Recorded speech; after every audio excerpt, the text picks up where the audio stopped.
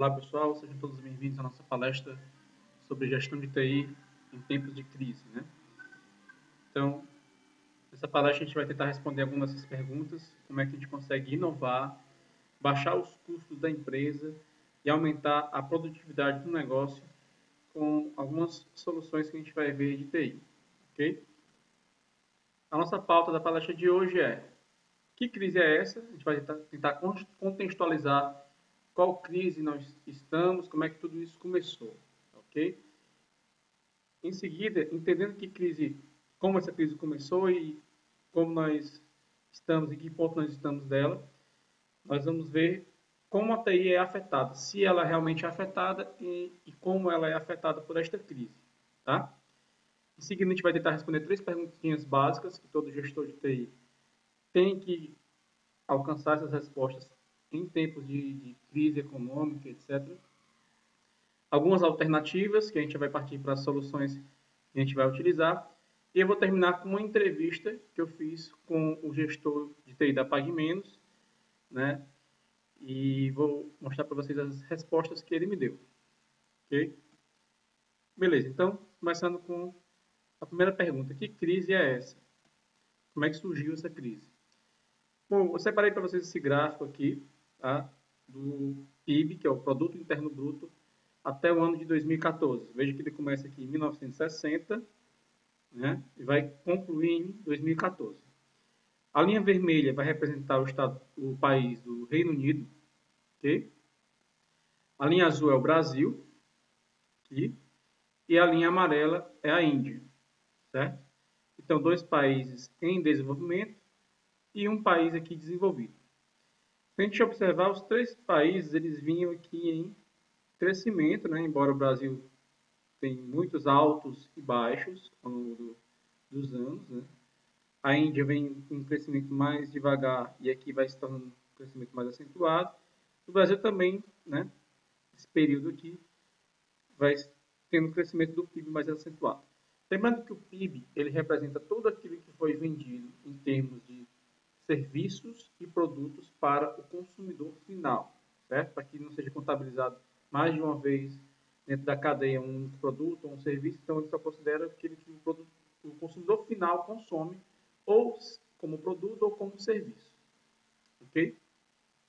Pode observar aqui o seguinte, que houve uma queda violenta aqui no Reino Unido, né, em meados aqui de 2008, mais ou menos, tá? Teve uma queda forte. O Brasil sofreu também uma pequena queda aqui, ó, do PIB, e a Índia também, num período muito próximo, muito parecido, né? Em seguida, houve uma retomada do crescimento e agora parece que voltou a cair de uma forma mais, né, constante. Caiu aqui, permaneceu estável e depois caiu de novo. Enquanto que a Índia, após essa queda, ela continuou o seu processo de crescimento do PIB. O Reino Unido teve uma queda mais acentuada, mas também, ó, quando chegou aqui em 2010, né, 2011, já ultrapassou o Brasil. Enquanto o Brasil caiu, o Reino Unido continuou crescendo. Certo? Então, como é que começou essa crise? Bom, vamos voltar lá para o ano de 2008, quando aconteceu a famosa bolha imobiliária nos Estados Unidos. Vou tentar explicar para vocês, resumidamente, o que foi que houve.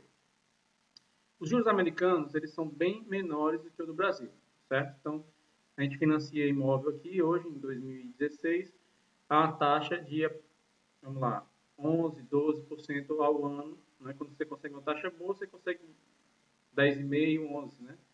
E tem financiamentos imobiliários mais caros, imóveis mais caros, que você vai ter uma taxa de 13% até 14% ao ano, certo? Nos Estados Unidos, as taxas são bem menores. Você vai ter taxa lá 1%, 2%, 3% ao ano, dependendo do seu relacionamento com o seu banco. Você pode conseguir taxas maiores ou menores, mas, no geral, as taxas são bem baixas. Tá?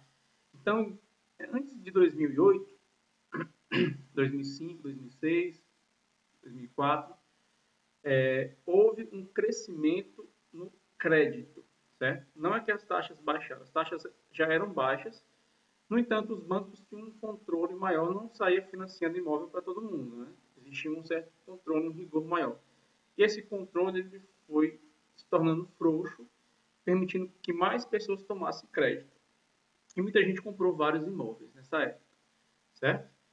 O que aconteceu foi o seguinte, o preço dos imóveis subiu muito, porque você teve uma procura maior, então quando a procura, a demanda aumenta, o preço sobe. Então o preço dos imóveis subiu bastante, de forma artificial, porque a demanda era muito alta. E aí o que aconteceu? As pessoas não conseguiram pagar as suas hipotecas. Não conseguindo pagar, os bancos tomaram de volta os imóveis, certo? E colocaram à venda. Aí o que aconteceu? O contrário, né? Pouca demanda, pouca gente comprando e muito imóvel à venda. Aí os preços dos imóveis despencaram. E muitos bancos tiveram prejuízos enormes com isso, certo? Inclusive bancos estrangeiros, porque investem dinheiro nos bancos americanos. Okay? Então, bancos europeus também tiveram muito prejuízo, enfim. Mas aí, o grande X da questão foi o seguinte: o governo americano começou na época era o George Bush, né? Ele começou a bancar os prejuízos desses bancos, né? Com recursos financeiros do Tesouro americano. Só que a população caiu em cima, não aceitou, né? A mídia, etc., caiu em cima do governo americano, não aceitando. Já tinha gasto até o momento 700 bilhões aproximadamente. E aí aconteceu um marco histórico, que foi a quebra, o colapso, num banco muito famoso, chamado Lehman Brothers, certo? Esse banco solicitou também a ajuda do governo, e o governo, dessa vez, negou. E disse que dali para frente não ia ajudar mais nenhum banco. E aí ele quebrou, né? E aí o que aconteceu? Quando o banco desse quebra, o banco tinha mais de 150 anos de história, né? Foi fundado em 1850, quebrou em 2008. Criou-se uma certa desconfiança do restante do mundo com relação ao que ia acontecer nos Estados Unidos. Então, os investidores ficaram mais cautelosos, certo? O crédito também já estava menor, então o investimento na produção também caiu. Okay? E isso impactou no mundo inteiro. Então, muito dinheiro, muitos dólares saíram do Brasil para retornar para os Estados Unidos, para a Europa, né? Muitos euros saíram para retornar para a Europa, e a nossa moeda também ficou desvalorizada por conta disso. Ok? Beleza. Então, o que a gente pode ver aqui, ó, esse é um gráfico especificamente do PIB brasileiro, tá? De 95 até 2014. Vocês podem ver, ó, o impacto da bolha imobiliária nos Estados Unidos. Os investimentos caíram, então as pessoas pararam de consumir, e olha só a diferença aqui. Enquanto o PIB de 2008 ficou próximo dos 5%, o crescimento real, em 2009 ele ficou abaixo de, né, próximo de zero, né, abaixo de 1%, próximo de zero. É uma diferença enorme. O que aconteceu foi que o governo fez, na época, o Lula, em tempos de eleição, né, em ano eleitoral, baixou o IPI de alguns produtos, fez algumas concessões tributárias, estimulou o consumo das famílias, as pessoas consumiram mais. Lembra que o produto interno bruto é medido por tudo aquilo que as famílias consomem, produtos e serviços, certo? Que vão ser consumidos por consumidores finais, né? Não é compra de empresa para empresa, né? É uma pessoa física, uma família que vai consumir aquele serviço ou aquele produto. Então, com esse estímulo, aconteceu recorde no PIB em 2010. Tá? No entanto, os investidores continuaram cautelosos. Então, não houve investimento no país. Não havendo investimento no país, a produção não foi estimulada. Então, não adianta você estimular o consumo e não estimular a indústria, a produção. Não estimulando a produção e a indústria, a inflação volta. A inflação retornando, a população fica com medo de comprar. E aí a tendência de queda, você percebe aqui em 2011, 2012, 2013, um avanço em relação a 2012, né? Porém, em 2014, olha só, o crescimento do PIB foi ainda menor do que 2009, que foi 0,2, certo? Então, a gente vê aqui a tendência de queda se confirmando e a crise atingindo em cheio a economia brasileira. Okay? Agora, um detalhe, né? Fala-se muito que a crise é internacional, todos os países estão sofrendo. A mídia repete isso direto para a gente. Eu já vi várias reportagens falando sobre isso e o governo também dando desculpas com relação a isso. Agora, se a gente for pesquisar países bem próximos, como eu fiz aqui, olha só, países vizinhos a gente, como o Chile, a Colômbia, o Peru, olha como é que está o PIB desses países, o crescimento. Em 2014, enquanto o Brasil cresceu apenas 0,1%, o Chile cresceu 1,9%, a Colômbia 4,6% e o Peru 2,35%.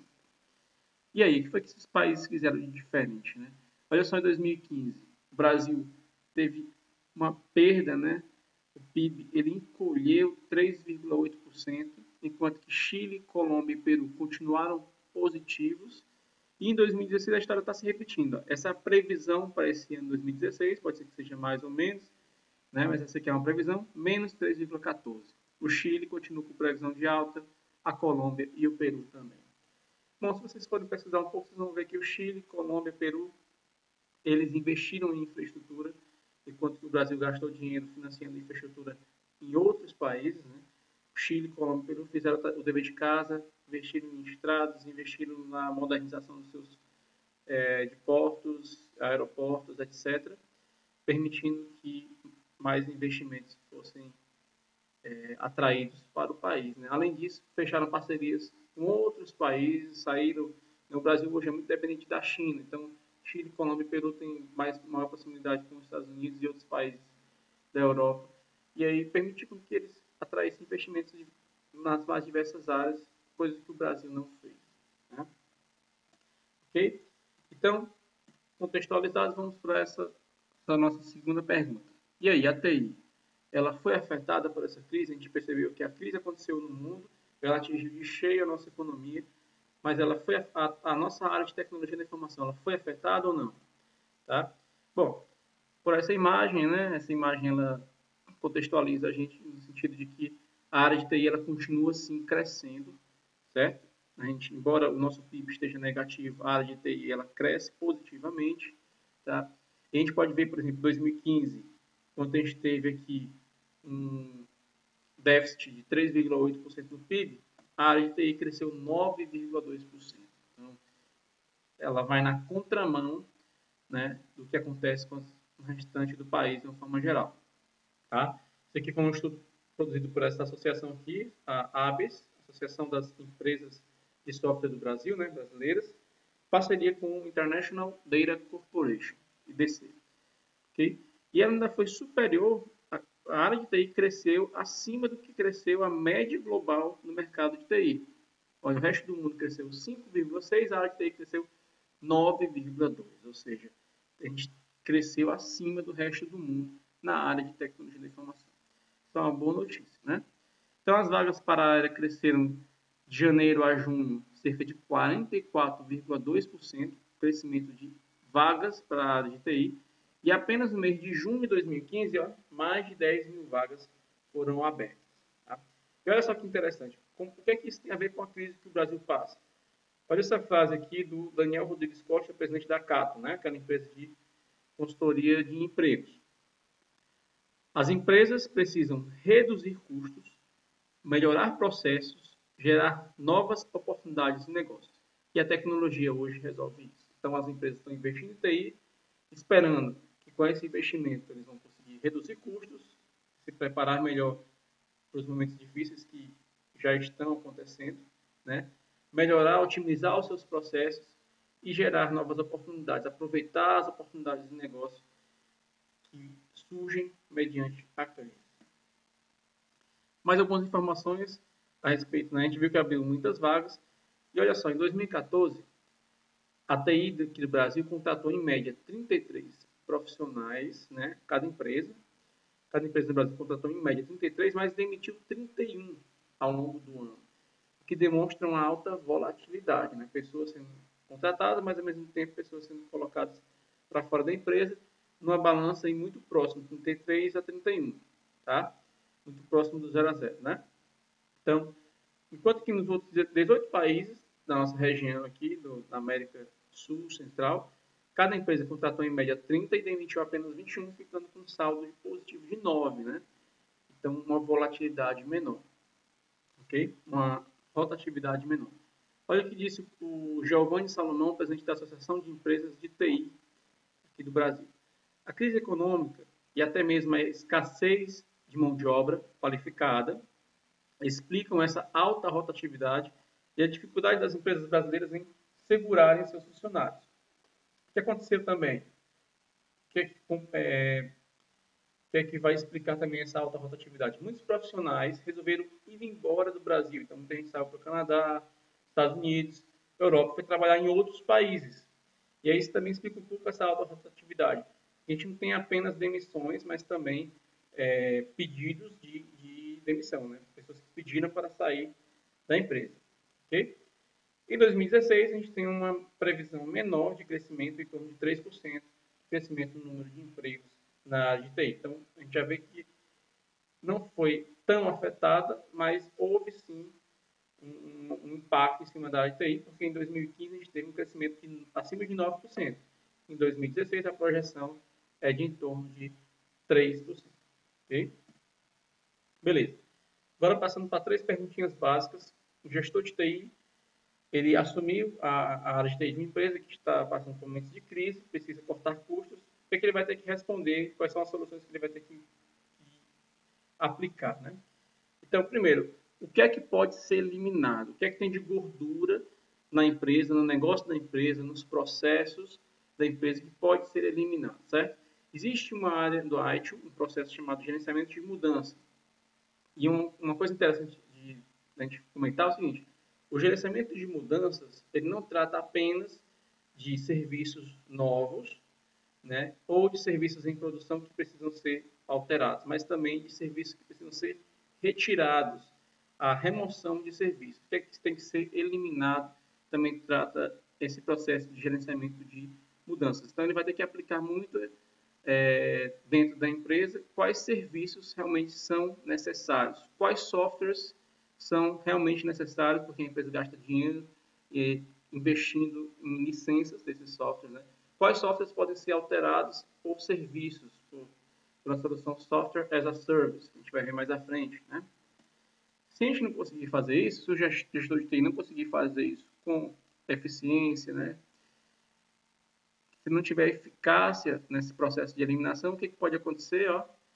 Os funcionários podem ficar sufocados com a gordura, com aquele que está em demasia, com processos, né, que está exemplificando, fazendo uma analogia simples, com esses papéis, essa papelada toda de cima, né, essa burocracia toda em cima do profissional, de forma que ele não consegue trabalhar e render aquilo que ele poderia render para a empresa. Além disso, também tem o fato de que algumas pessoas que não têm o perfil da empresa, que não vão se adequar a essa nova filosofia de enfrentar a gordura, de enfrentar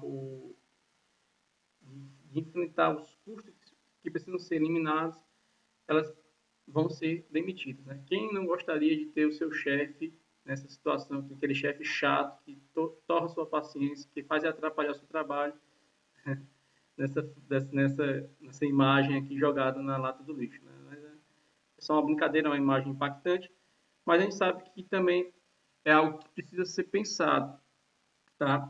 Algumas pessoas, como a gente viu, a alta rotatividade, algumas pessoas precisam se adequar e a empresa, a nova realidade da empresa, aquelas que não se adequarem, infelizmente, terão que ser demitidas, né? Ok, e aqui eu coloquei uma figurinha com esse dinheiro jogado aqui na lata do lixo. Muita coisa pode ser eliminada, exceto o dinheiro das empresas, né? As famílias que trabalham para aquela empresa dependem do lucro, né?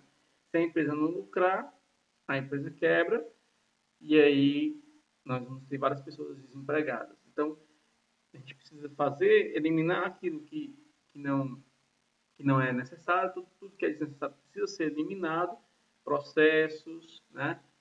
Licenças, softwares, serviços, gastos, inclusive gastos com o pessoal, com aquelas pessoas que não estão produzindo o que a empresa precisa que ela produza. Agora, uma vez tendo eliminado, né, o que é que eu vou manter realmente funcionando? O que é que deve ser mantido? O que é que eu vou investir, né? O que é que eu vou escolher para investir para que eu consiga otimizar os meus lucros, tá? Gerar resultados para a empresa. Então, essa figura ela vai mostrar um pouco disso, né? Vou manter os meus servidores ou vou migrar para a nuvem? Vou investir na minha equipe? Vou investir em pessoas que têm ideias inovadoras? Então, vou manter essas pessoas? Vou investir em projetos novos? Tá? Então, para alcançar esse sucesso, O que é que vai manter a minha engrenagem funcionando? Quais são os meus objetivos? Vamos rever a visão da empresa, as estratégias que a gente vem adotando, qual o tipo de pesquisa que a empresa vai investir, onde é que ela vai inovar, tá? Certo? Trabalho em equipe, como é que eu vou fazer para que essa engrenagem aqui funcione o mais forte possível dentro da minha empresa, para que no final eu obtenha o crescimento, né? Certo? Então, toda essa cadeia de engrenagens precisa funcionar de forma que no final eu tenha o crescimento da minha empresa, tenha um gráfico crescente dos lucros e resultados da minha empresa, okay? Do valor que está sendo gerado para ela e para os clientes da empresa, obviamente. Por fim, o que é que deve ser melhorado? Então, essa figurinha aqui, ela representa bem o famoso PDCA, né? PDCA, Plan, planejar, fazer, agir e avaliar, checar, né? Isso aqui vem do processo de melhoria, né? Processo de melhoria contínua do ágil. Então, tudo aquilo que eu decidi manter na fase anterior, eu preciso estar a todo momento avaliando e vendo o que é que pode ser melhorado. Aquela história, né? Em time que está ganhando, a gente mexe sim, se for para melhorar. Então, a empresa não pode parar no tempo, a gente tem que estar sempre fazendo esse tipo de avaliação. Quais serviços eu posso melhorar, quais produtos da empresa podem ser melhorados, certo? Quais processos, etc. Algumas alternativas interessantes. Então, aqui eu vou tratar de alternativas tanto na área de infraestrutura, como na área de desenvolvimento de software. Okay? Então, começando aqui, na área de infraestrutura, uma alternativa bem interessante para tempos de crise que as empresas vêm adotando é Cloud Computing. Né? E aí, de uma forma resumida, vou falar um pouco para vocês sobre esses três tipos aqui. Tá? Um seria o IaaS, Infrastructure as a Service, certo? PaaS, que é o Platform as a Service, e o SaaS, Software as a Service. Ok? Veja por essa figurinha aqui que o Platform as a Service seria um intermediário entre o Infrastructure e o Software as a Service. Tá? Então, eu vou explicar com exemplos para que fique mais claro da gente entender. Começando pelo Software as a Service. Bom, a principal vantagem que a empresa vai ter aí é ficar livre de licenças. Em vez de eu estar comprando licenças de software, todo ano pagando, pode ser um benefício maior para a empresa, pode ser mais barato ela contratar o software como um serviço e pagar a taxa do serviço, que é mais barato do que a taxa de uma licença. Ela não detém a licença daquele software, mas ela pode acessar o software como um serviço. E geralmente esses softwares como serviço, eles estão disponíveis no ambiente de nuvem. Então isso é interessante que eu não tenho que estar instalando o software na máquina, né, configurando bibliotecas, etc. Eu consigo acessar tudo do browser ou às vezes através do celular. Né? Então, tem dois exemplos aqui clássicos. Um é o Skype. Tá? A gente sabe que a gente instala gratuitamente o Skype no nosso celular, no nosso computador. No entanto, a gente pode pagar por alguns serviços do Skype. E o interessante é que a empresa paga de acordo com a necessidade. Se ela precisa de uma videoconferência com 10 pessoas, ela paga por aquela videoconferência naquele momento que ela precisa. Certo? Não é aquela história de que eu vou comprar a licença do software, o software eu vou usar aqui durante 3 meses, no quarto mês ninguém vai usar aquele software, mas eu estou pagando da mesma forma a mensalidade naquele mês. Né? No Software as a Service, não. Eu vou economizar, por exemplo, aquele mês que eu não utilizar nenhuma videoconferência, então não estou pagando nada por aquilo. É muito interessante para a empresa, ela só paga por aquilo que ela realmente utiliza. Tá? Cloud9 é uma ideia de desenvolvimento onde você vai pagar de acordo com o número de pessoas que você quer trabalhando na sua equipe, né, de acordo com as máquinas virtuais que eles vão criar, a quantidade de memória, o HD dessas máquinas. O interessante aqui também é que você pode economizar com máquinas. Você não precisa ter uma máquina robusta para o desenvolvedor. Você pode ter lá um Chromebook, uma máquina simples de $200, e aí o seu programador ele vai acessar via browser um ambiente de desenvolvimento Cloud9, certo? E aí criar seus programas, criar sua plataforma, seu banco de dados, tudo mais, tudo lá no ambiente do Cloud9. E qualquer máquina que ele acessar, ele vai poder fazer o desenvolvimento das suas aplicações sem precisar estar instalando servidor de aplicação, banco de dados, né, IDE, etc. Já tem todo o ambiente preparado lá no Cloud9. Tem um ganho de tempo também, um ganho de produtividade grande. Além de ser um ambiente colaborativo, onde, sei lá, 5, 10 pessoas podem estar contribuindo, alterando o mesmo código ao mesmo tempo. Okay? Bem interessante essa opção do Cloud9. Bom, Infrastructure as a Service. Como o próprio nome já diz, né? Eu vou contratar serviços de infraestrutura. Então, eu não preciso mais ter servidores, roteador, cabos, né? Na minha empresa. Para prover os meus serviços, tá? Eu vou contratar esses servidores virtuais, seja na Amazon, né?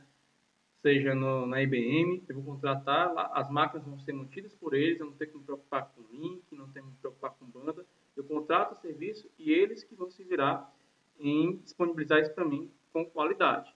Então, dois exemplos clássicos, o EC2, né, que seria o Elastic Cloud Computing, e o IBM Smart Cloud. Bom, eu já tive a oportunidade de usar o EC2 na versão free, é bem interessante, né, ele tem uma calculadorazinha onde você vai calculando aquele que você vai pagar de acordo com o serviço que você quer. Então, se você quer um banco de dados simples, você não paga nada, mas se você quiser um armazenamento maior de banco de dados, de acordo com o que você vai consumindo aquele armazenamento, você vai pagando. Se você quiser links dedicados com uma velocidade maior, então você paga um pouco mais por isso, mas você só vai contratar se você tiver realmente necessidade. A partir do momento que quando você tem poucos usuários, você não precisa ainda. Quando a quantidade de usuários vai aumentando e você está lucrando mais, você contrata um link melhor para que seus usuários possam acessar o serviço, né, de forma mais rápida. E agora o Platform as a Service. Sim, um detalhe aqui é que você tem a infraestrutura, mas você tem todo o trabalho de instalar servidor de aplicação, banco de dados, configurar tudo isso aí. Você escolhe como você quer, mas você vai colocar a mão na massa e instalar. Já aqui no Platform as a Service, esses softwares auxiliares, eles já estão instalados para você e configurados. Então, ele garante não só a infraestrutura, mas toda a plataforma de desenvolvimento.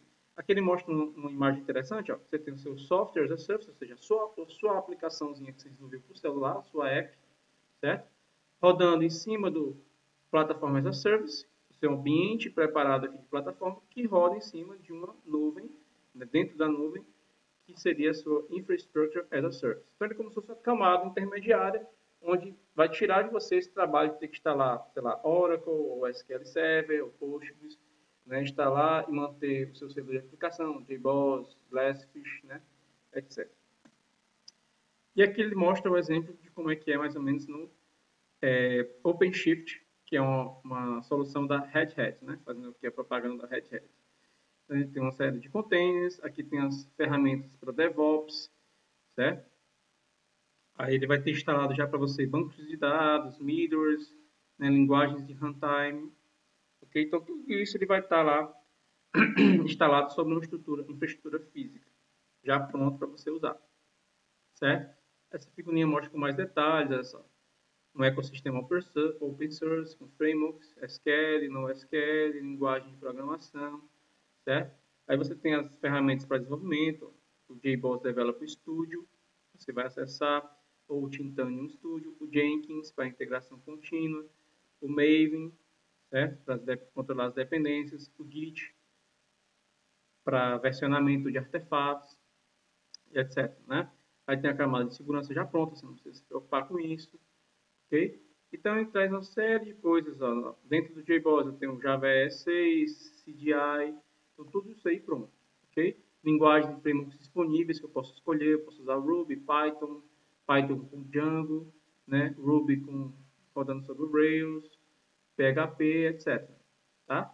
Então isso aqui já vem instalado, já pronto para usar. Quando eu contrato uma Infrastructure as a Service, eu não tenho nada disso, eu preciso instalar, eu preciso ir lá, acessar a máquina remotamente e instalar toda essa infraestrutura que eu vou necessitar. Então aqui eu já ganho certa produtividade. Tá?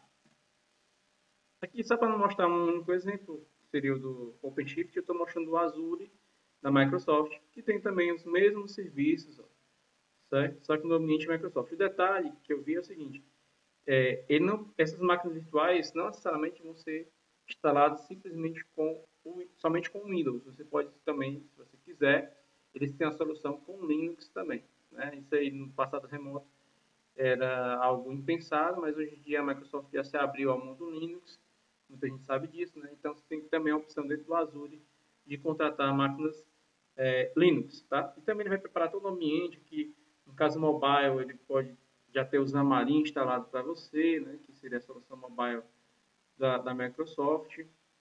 Tá? Também tem soluções para Big Data, para alta performance de cache, tudo isso já instalado só para você usar, ok?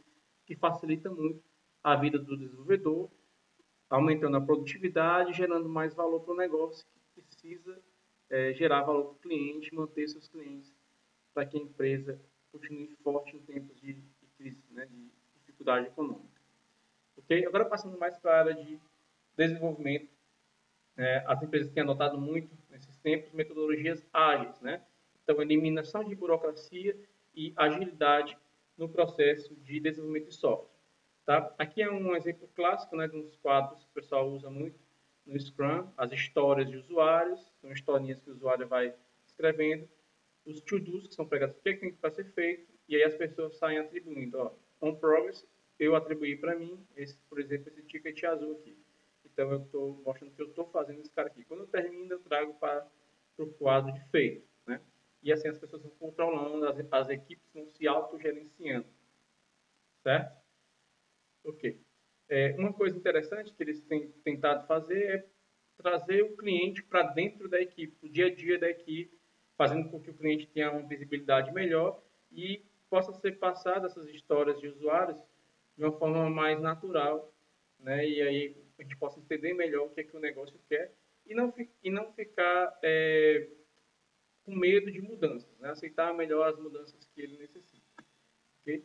Então, em meados do ano 2000, 2001, né, ocorreu esse manifesto para o desenvolvimento ágil de software. Quem quiser, quem tiver curiosidade, pode acessar nesse link aqui, manifestoagil.com.br, e aqui eu extraí as 4 principais ideias desse manifesto. Eles valorizam, o que está em negrita é o que eles valorizam, né? Então eles valorizam indivíduos e interações entre eles mais do que processos e ferramentas. Então eles aboliram o uso de ferramentas sofisticadas e caras, né, que já seria um custo a menos para a empresa, né, e processos burocráticos, para valorizar o quê? A comunicação entre as pessoas que fazem parte não só da equipe de desenvolvimento, mas também do pessoal da área de negócio. Todos os stakeholders passam a se comunicar mais, interagir mais, e aí eliminamos ferramentas e usamos mesmo papel, quadros, né, dashboards, coisas que a gente pode que sejam visíveis, às vezes até umas aplicações simples para celular, mas que sejam baratas, que não tenham nada de cara. O pessoal usa muito, por exemplo, o Trello, né, para fazer esse tipo de quadrinho que a gente está vendo aqui. Okay? Outra coisa que eles valorizam, software em funcionamento, mais do que documentação abrangente. Então, o que é software em funcionamento? É um software que está não só implantado, mas testado. Certo? Então, se o software está testado, eu garanto que ele está funcionando. Se ele passou nos meus testes que eu defini com o meu cliente, então ele está em funcionamento. Okay? E uma coisa interessante que eles pregam muito também é que os próprios testes são essenciais não só para avaliar o bom funcionamento, a qualidade do software, mas para a documentação do software. Então, o software bem testado, com testes funcionais, unitários, né, testes de integração, ele também está bem documentado, porque os testes meio que contam uma história de como é que aquele software deve funcionar, explicam qual é o comportamento esperado, né? Então, a documentação é substituída pelo teste. Colaboração com o cliente mais que negociação de contratos. Então, ao invés de você ter aquele relacionamento chato com o seu cliente, está toda hora controlando, negociando contrato, né, brigando para diminuir isso, para não entregar isso, ou não entregar aquilo, outro, né? Então, ele foca mais na colaboração. Então, o cliente passa a ser parte da equipe, ele passa a compor a equipe. Então, o sucesso do cliente também é o meu sucesso como desenvolvedor. A gente passa a ter uma relação mais próxima, o cliente passa a compreender, ser mais compreensivo, e a gente passa a aceitar mais as mudanças que ele quer, porque mudança sempre vai ter. E aqui, o quarto, que é responder a mudanças mais que seguir um plano. Então, mudanças vão ocorrer, e a gente tem que aceitar que isso vai acontecer ao longo desse período que o software vai sendo desenvolvido, né? Vai amadurecendo. Mas se eu tenho um cliente próximo de mim, é fácil eu percebo o mais rápido possível essa mudança e ajusto antes que isso se torne mais caro no futuro. Ok? E aí, tratando de duas metodologias ágeis, que são um pouco diferentes, né? Mas que ajudam bastante. Uma é o Scrum e outra o XP, Extreme Programming.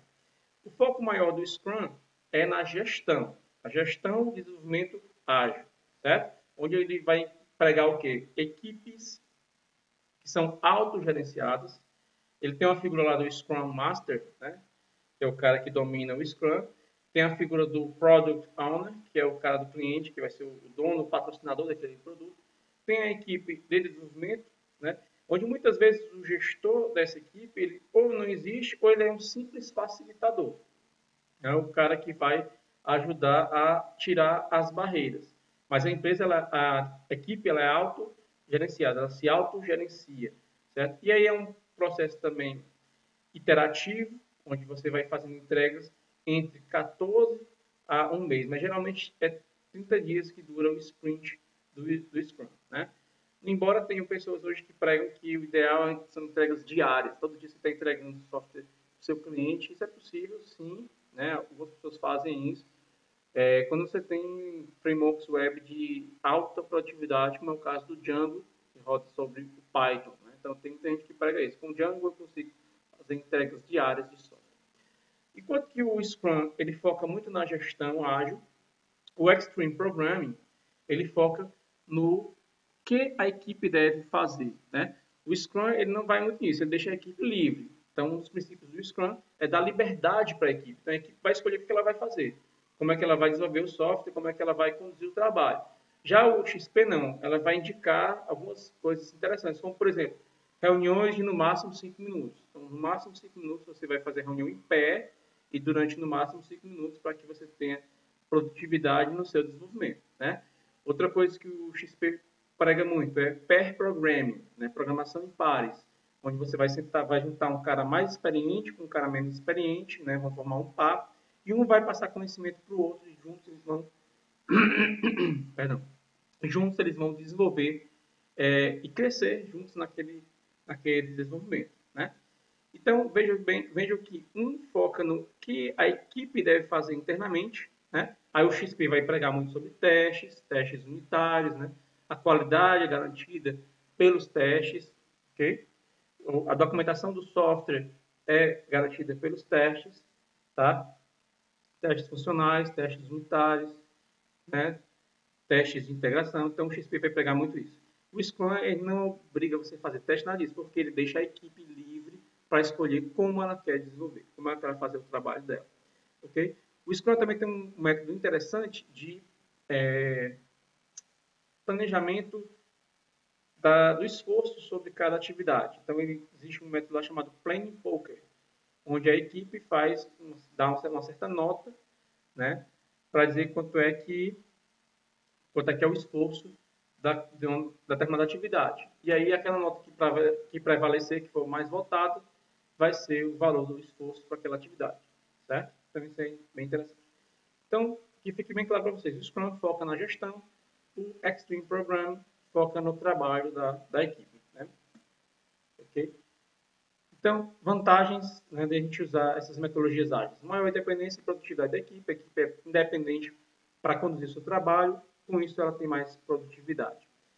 Melhoria na comunicação sempre é importante, isso é essencial na nossa área de desenvolvimento de software e entrega de serviços. Então, isso aqui é o segredo do sucesso para você entregar o valor que o cliente está esperando. Melhor definição do objetivo, então você tem objetivos mais claros quando você diminui as entregas. Né? Antigamente o pessoal tinha um método cascata que só ia ter uma entrega lá no final de um elefante branco gigantesco e aí muitas vezes fugia do objetivo. Como eu tenho entregas mais curtas, às vezes 2 semanas, 1 semana, eu consigo focar naquele objetivo, naquilo que eu preciso entregar naquele momento, né? O melhor atendimento ao cliente. O cliente vai ficar, obviamente, mais satisfeito. Imagina o que o cliente espera. Receber o software daqui a 6 meses ou já receber uma parte dele daqui a 1 semana, já começar a trabalhar nesse código já entregue. Daqui a 2 semanas já recebe algo melhor, com mais funcionalidades. Daqui a 3 semanas algo ainda mais produtivo para ele. Então, é isso que o cliente precisa. Ele precisa de algo para produzir e o mais rápido possível.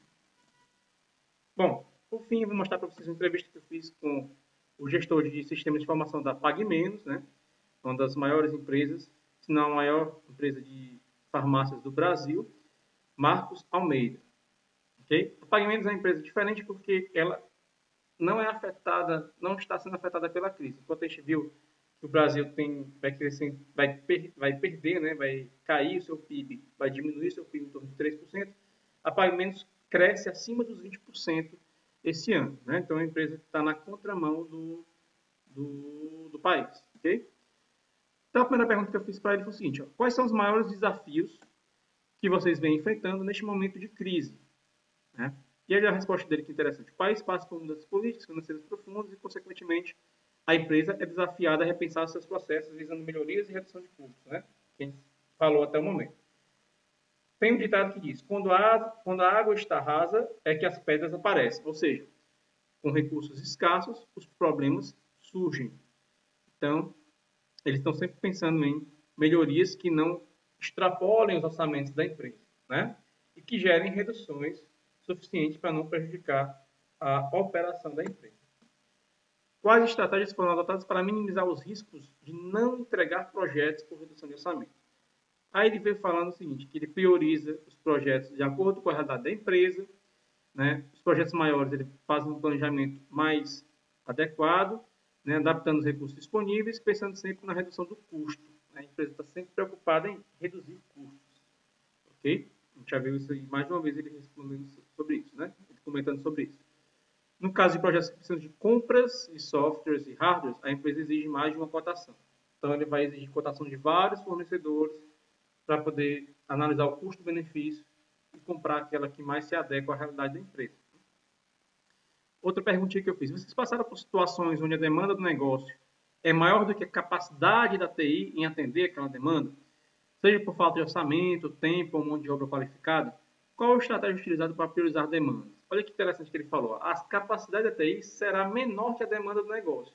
Ou seja, o negócio está sempre exigindo mais do que a TI é capaz. Então, é necessário priorizar. O que ele faz?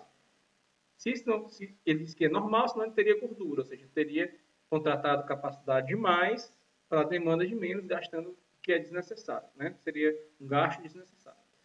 A estratégia que adotamos é a área de negócio estar sempre à frente na qualificação e priorização de suas demandas. Ou seja, eles têm uma certa proximidade com a área de negócio, né? Onde a área de negócio está sempre passando para eles quais são as prioridades. E olha só, eles assumiram essa abordagem aqui, né? De uma equipe específica para cada área de negócio. Então, tem uma equipe lá no negócio para identificar essas demandas, qualificá-las e priorizá-las. Ok? Aí ele colocou essa expressão, profissional que blinda a parte da equipe que está evoluindo. Então, o cara fica lá recusando aquelas demandas que não são possíveis ser atendidas naquele momento, tornando a equipe de TI lá livre, né, com uma certa liberdade, um certo foco para evoluir nas demandas atuais. Ok? Outra coisa que eu perguntei, houve alguma necessidade de redução de força de trabalho para adequação a esse cenário de crise, cenário pessimista? Se sim, qual foi o critério adotado? Né? Então, ele falou que a PagMenos não está demitindo ninguém, está na contramão do país. Né? Ok? Eles adequaram este ano a equipe por causa da eficiência que estavam na entrega, ou seja, eles estão contratando mais gente para poder entregar mais serviços e produtos de TI. Aí, mas ele falou, isso não quer dizer que vamos sair contratando mais que o necessário. Embora eles tenham contratado, não contrataram mais do que o necessário, do que a demanda exige. E eles têm cerca de 20% terceirizados, de forma que eles podem, né, adequar isso aí, tirar alguns terceirizados, caso a demanda diminua, ou até mesmo aumentar, caso a demanda aumente. Ok? Essa estratégia que eles adotaram de terceirização. Eu coloquei aqui também. Olha, nós sempre escutamos dizer que em momentos de crise surgem grandes oportunidades. Na sua opinião, na área de TI isto também ocorre? Quais oportunidades você vislumbra para os próximos anos? Aí ele colocou que sim, concordou comigo que é verdade, né?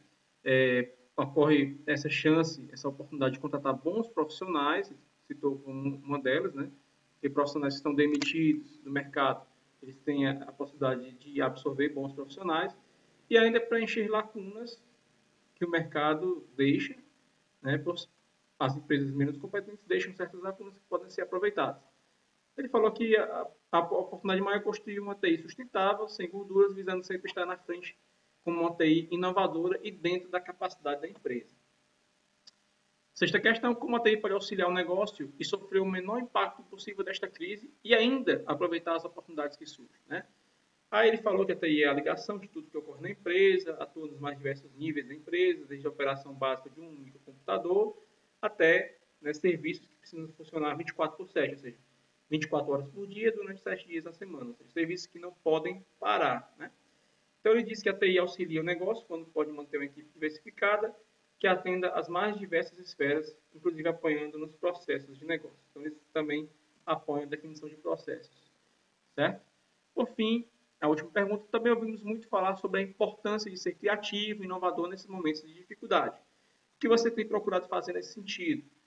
E aqui vem algo interessante que ele citou, a TI vem reinventando-se, né? E olha só o que eles têm feito lá. Estamos atualmente com várias frentes de trabalho, algumas delas implementação de metodologias ágeis, que a gente viu, né? Visando DevOps. DevOps é algo bem interessante, que seria o desenvolvimento junto com o pessoal da operação, formando uma equipe única, ou seja, você forma uma equipe onde o cara que programa trabalha junto com o cara da operação, o cara de infra. Então, os dois passam a programar e fazer infra juntos. Ou seja, os dois trabalham na configuração das máquinas, dos ambientes e também desenvolvem. E aí, o cara que é mais desenvolvedor, ele aprende com o cara de infra a parte de configuração. O cara que é de infra aprende com o cara que é desenvolvedor a parte de programação e desenvolvimento. Então, eles crescem juntos, né? E aí você também tem uma união maior da equipe, de forma que o cara pode tirar férias e o outro vai dar conta do desenvolvimento e da operação do serviço. Então, é bem interessante. Ele falou sobre o conceito de Hardware as a Service, que eu também entendi mais como Infrastructure as a Service, né? Imagino que seja isso que ele quis dizer aqui. Eles estão implantando lá na empresa. Novas ferramentas de desenvolvimento visando produtividade, então eles estão testando lá ferramentas mais produtivas, plataformas visando adaptação tecnológica, ou seja, novas tecnologias que vêm surgindo, eles estão tentando implantar na empresa. Conceito de inteligência de negócio baseado em análise preditiva, certo? Aqui vem um pouco de machine learning, né? Um pouco de BI. Implementação de um sistema de backup ativo, ou seja, eles estão implementando lá um data center onde você tem, na verdade, 2 data centers, né? Os dois funcionando ativamente. Se um cair, o outro vai substituir, garantindo aí o serviço de edição 24/7. Se der um problema, inclusive em locais diferentes, né? Implantados em locais diferentes. Se um aqui der problema, se o prédio desabar, isso aqui for tudo destruído, continua todo o serviço funcionando porque ele tem um espelhamento, né, real, físico, em outro local, com os mesmos serviços rodando. Okay? E a implementação do conceito de BPM para auxiliar nos processos, né, da empresa. Além disso, eles estão criando apps, né, para os clientes da empresa, visando uma colaboração maior, uma maior aceitação dos clientes da empresa, né, tornando os clientes mais próximos da empresa através dessas apps. É isso, pessoal. Fim da nossa palestra. Espero que vocês tenham gostado. Quaisquer dúvidas, podem mandar para o meu e-mail, luiseufrasio@gmail.com. Luiz com S, Eufrásio com S. Um abraço, fiquem com Deus e até a próxima.